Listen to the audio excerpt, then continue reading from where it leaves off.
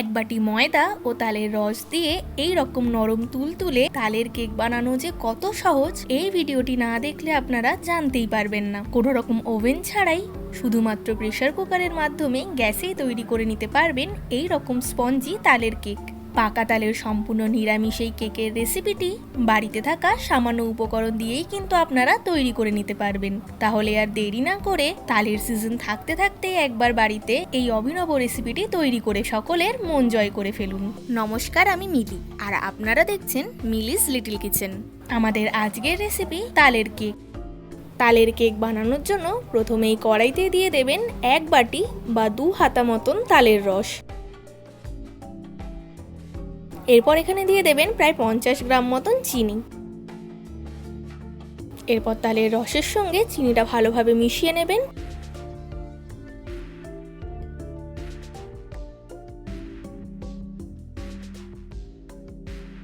দেখতেই পাচ্ছেন চিনিটা কিন্তু খুব ভালোভাবে গলে গেছে। এরপর একটু ফুটিয়ে নেবেন। কালারটা দেখবেন আস্তে আস্তে অনেকটাই চেঞ্জ হয়ে যাচ্ছে। মোটামুটি 2 থেকে 3 মিনিট মতন একটু ফুটিয়ে নেবেন।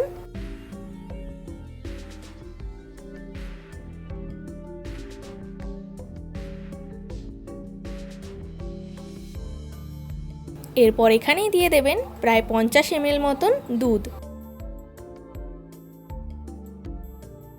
এরপর দুধের সাথে তাল ও চিনির মিশ্রণটা ভালোভাবে মিশিয়ে নেবেন। এখানে আর ফোটানোর প্রয়োজন নেই, শুধুমাত্র ভালোভাবে মিশিয়ে নিয়েই কিন্তু আপনারা এটা অন্য পাত্রে ঢেলে নেবেন। দেখতেই পাচ্ছেন কি সুন্দর একটা টেক্সচার তৈরি হয়েছে। ঘনত্বটাও দেখতে পাচ্ছেন, খুব বেশি গাঢ়ও না আবার খুব বেশি পাতলাও না। এরপর কিন্তু আপনারা এই মিশ্রণটি অন্য একটি পাত্রে ঢেলে নেবেন।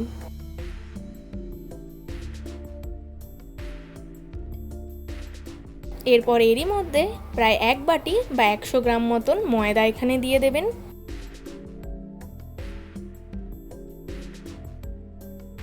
এবার এই তালের মিশ্রণের সাথে ময়দাটা খুব ভালোভাবে মিশিয়ে নেবেন। চেষ্টা করবেন হাতের সাহায্যে মেশানো, তাহলে কিন্তু খুব ভালোভাবে ময়দাটা মিশে যাবে। মিলিস লিটল কিচেনে যদি আপনারা নতুন হয়ে থাকেন তবে অবশ্যই চ্যানেলটিকে সাবস্ক্রাইব করে বেল আইকনটি ক্লিক করে দেবেন, যাতে এই চ্যানেলে হওয়া সমস্ত রান্নার আপডেট সবার আগে আপনাদের কাছে পৌঁছে যায়। এবং আমার ফেসবুক পেজটিকেও ফলো করার অনুরোধ রইল। দেখতেই পাচ্ছেন কি সুন্দরভাবে কিন্তু মিশে গেছে। এরপর ওই মিশ্রণেই দিয়ে দেবেন 30 ml মতন সাদা তেল। এরপর তেলের সাথেও খুব ভালোভাবে কিন্তু মিশিয়ে নিতে হবে। আপনারা চাইলে হাতের সাহায্যেও কিন্তু এটা মেশাতে পারেন, তাহলে কিন্তু আরো ভালোভাবে মিক্স হবে।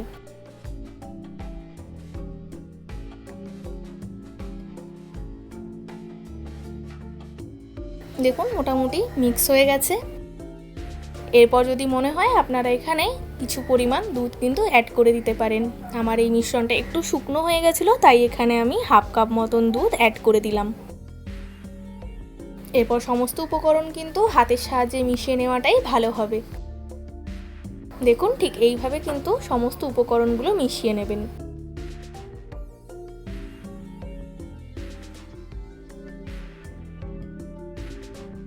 ব্যাটারটা একদম স্মুথ তৈরি হয়েছে। দেখতেই পাচ্ছেন ঠিক এই রকম টেক্সচারটা কিন্তু চলে আসবে। এরপর সমস্ত উপকরণ কিন্তু একটু এইভাবে ফেটিয়ে নেবেন। যত বেশি কিন্তু ফেটিয়ে নিতে পারবেন ততই কিন্তু কেক নরম এবং স্পঞ্জি হবে। এখানে যেহেতু আমরা ডিমের ব্যবহার করছি না, তাই যত ভালোভাবে ফেটাবেন ততই কিন্তু কেকটা স্পঞ্জি হবে। এরপর এই মিশ্রণটি 10 থেকে 15 মিনিটের জন্য একটু রেস্টে রেখে দেবেন।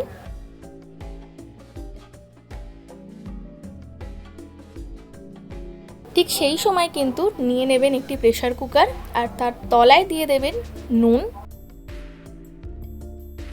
এবার এইভাবে হাতের সাহায্যে বা চামচের সাহায্যে নুনটা একটু স্প্রেড করে দেবেন।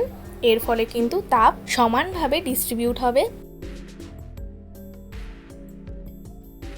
এরপর দেখুন প্রেসার কুকারের ঢাকনা থেকে সিটিটা খুলে দেবেন এবং এরই সঙ্গে রাবারটাও কিন্তু বার করে দেবেন।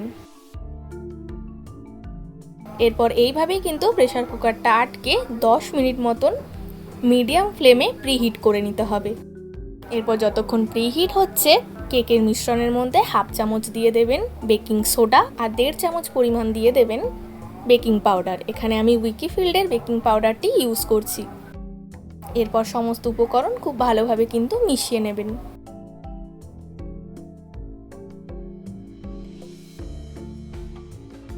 খুব ভালোভাবে দেখুন মেশানো হয়ে গেছে। এরপর এখানে দিয়ে দিচ্ছি কাজু বাদাম এবং কিশমিশ কুচি। এখানে একদম ছোট ছোট করেই কিন্তু আমি কাজু কিশমিশটা কেটে রেখেছি। আপনারা চাইলে গোটা গোটাও কিন্তু ব্যবহার করতে পারেন।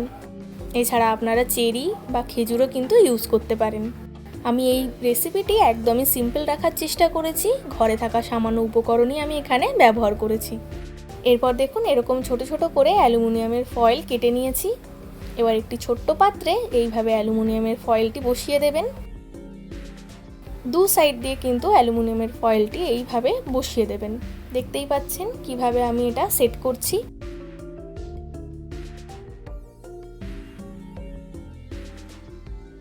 এরপর সামান্য একটু সাদা তেল বা মাখন ব্রাশ করে দেবেন। একটু পাত্রের গায়েও কিন্তু ব্রাশ করে দিচ্ছি যাতে কেকটা কোনোভাবেই আটকে না যায়। ব্যাস, এবার কেকের মিশ্রণটা এর মধ্যে দিয়ে দেবেন। এখানে মোটামুটি 1.5 হাতা মতন কিন্তু আমি দিচ্ছি। দেখবেন অনেকটাই কিন্তু ফুলে যাবে। কেকের ব্যাটারটা দেওয়ার পর ভালোভাবে একটু সেট করে নেবেন।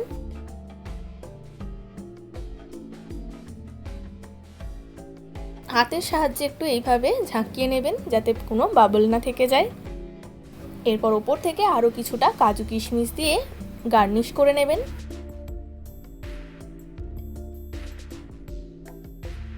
এরপর এই পাত্রটি প্রিহিট করা প্রেসার কুকারের মধ্যে খুব সাবধানে কিন্তু বসিয়ে দিতে হবে। একটি সাঁড়াশির মাধ্যমে কিন্তু পাত্রটি আমি প্রেসার কুকারের মধ্যে বসিয়ে দিলাম। এরপর একইভাবে ঢাকনা দিয়ে কিন্তু মিডিয়াম ফ্লেমে মোটামুটি 25 মিনিট মতন রেখে দিতে হবে। 25 মিনিট পর দেখুন আমি ঢাকনাটা খুলেছি। একটা ছুরির মাধ্যমে দেখছি ভেতরটা হয়েছে কিনা। দেখুন ছুরির গায়ে কিন্তু কিছু লেগে নেই, তার মানে খুব ভালোভাবে কিন্তু কেকটা বেক হয়ে গেছে। কালারটাও আপনারা দেখে বুঝতেই পারছেন কতটা সুন্দর হয়েছে। এরপর একইভাবে সাঁড়াশির মাধ্যমে কিন্তু খুব সাবধানে বার করে নেবেন। এরপর চলুন কেকটা ডিমোল্ড করে দেখাচ্ছি আপনাদের। কি সুন্দরভাবে বাটি থেকে আলাদা হয়ে গেল। এবার অ্যালুমিনিয়ামের ফয়েলটাও আস্তে আস্তে ছাড়িয়ে নেবেন। খুব সহজেই কিন্তু কেকটা ডিমোল্ড হয়ে যাবে।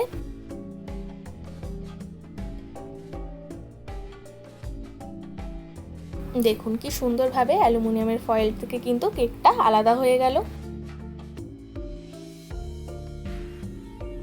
এবার কেকটা কতটা স্পঞ্জি হয়েছে দেখুন। খুব সুন্দরভাবে কিন্তু দুটো সাইডেই বেক হয়েছে। দেখতেই পাচ্ছেন ঠিক কতটা নরম এবং তুলতুলে হয়েছে। এই এক বাটি ময়দা দিয়ে কিন্তু 3খানা এই রকম সাইজের কেক তৈরি করা হয়েছে। এবার আপনাদের একটা কেক আমি কেটে দেখাচ্ছি। দেখুন কি সুন্দর হয়েছে কেকটা দেখতে, এবং ভেতরটাও দেখুন খুব সুন্দর কিন্তু নরম এবং স্পঞ্জি হয়েছে। তালের সিজন থাকতে থাকতে আপনারাও কিন্তু এইরকম একটি রেসিপি তৈরি করে ফেলুন এবং বাড়ির সবাইকে কিন্তু তাক লাগিয়ে দিন। আবার আপনাদের সাথে আমার দেখা হবে নেক্সট ভিডিওতে নতুন একটি রান্নার সঙ্গে। আপনারা ভালো থাকবেন, সুস্থ থাকবেন এবং এইভাবেই আমাকে সাপোর্ট করে যাবেন।